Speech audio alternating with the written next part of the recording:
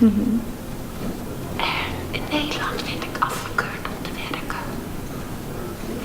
Dat was de wet toen. Dus toen ben ik ook vrijwilligerswerk gaan doen. Want je moet ergens mee bezig zijn. Ook voor jezelf. Maar waarom ook niet voor anderen? Ja. En dit is mijn droom van vroeger.